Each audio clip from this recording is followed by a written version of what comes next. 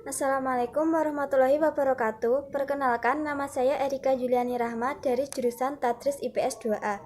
Di sini saya akan menjelaskan materi tentang tanggap bencana.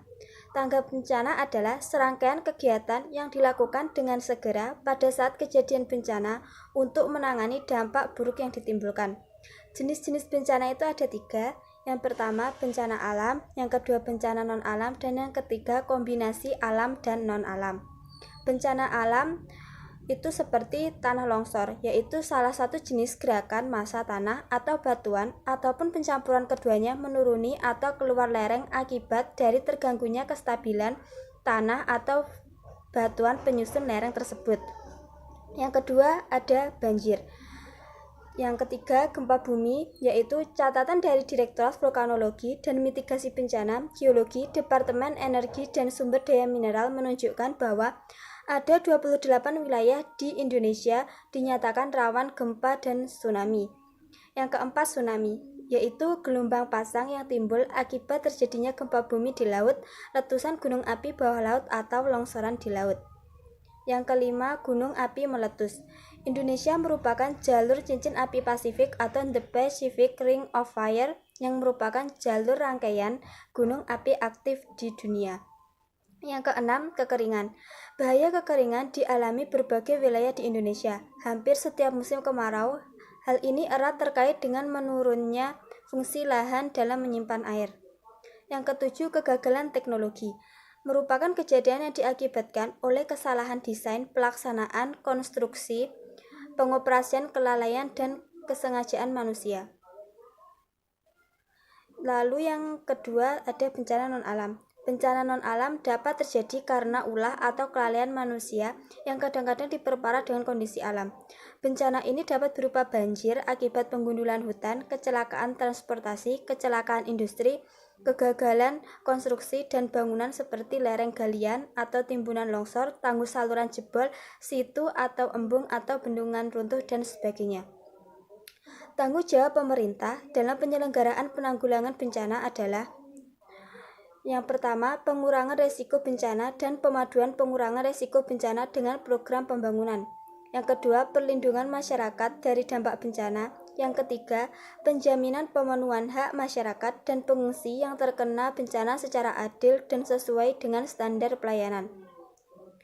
Yang keempat, pemulihan kondisi dari dampak bencana. Yang kelima, pengalokasian anggaran penanggulangan bencana dalam anggaran pendapatan dan belanja negara yang memadai. Yang ketujuh, pengalokasian anggaran penanggulangan bencana alam dalam bentuk dana siap pakai dan pemeliharaan arsip atau dokumen otentik dan kredibel dari ancaman dan dampak bencana. Peran dan potensi masyarakat. Masyarakat sebagai pelaku awal penanggulangan bencana sekaligus korban bencana harus mampu dalam batasan tertentu menangani bencana sehingga diharapkan bencana tidak berkembang ke skala yang lebih besar. Lalu untuk peran swasta belum secara optimal diberdayakan. Peran swasta cukup menonjol pada saat kejadian bencana, yaitu saat pemberian bantuan darurat. Partisipasi yang lebih luas dari sektor swasta ini akan sangat berguna bagi peningkatan ketahanan nasional dalam menghadapi bencana. Yang ketiga, peran lembaga non-pemerintah. Lembaga-lembaga non-pemerintah pada dasarnya memiliki fleksibilitas dan kemampuan yang memadai dalam upaya penanggulangan bencana. Dengan koordinasi yang baik, lembaga non-pemerintah ini akan dapat memberikan kontribusi dalam upaya penanggulangan bencana, mulai dari tahap sebelum, pada saat, dan pasca bencana.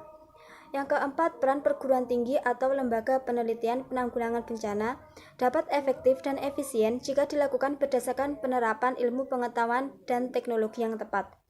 Untuk itu diperlukan kontribusi pemikiran dari para ahli dan dari lembaga-lembaga pendidikan dan penelitian. Lalu media. Peran media memiliki kemampuan besar untuk membentuk opini publik. Untuk itu peran media sangat penting dalam hal membangun ketahanan masyarakat menghadapi bencana melalui kecepatan dan ketepatan dalam memberikan informasi kebencanaan berupa peringatan dini, kejadian bencana, serta upaya penanggulangannya, serta pendidikan kebencanaan kepada masyarakat. Lalu peran lembaga internasional. Pada dasarnya, pemerintah dapat menerima bantuan dari lembaga internasional baik pada saat pra-bencana, saat tanggap darurat, maupun pasca bencana. Namun demikian harus mengikuti peraturan dan perundang-undangan yang berlaku. Sekian materi yang dapat saya sampaikan. Jika ada kurang lebihnya, saya mohon maaf. Wassalamualaikum warahmatullahi wabarakatuh.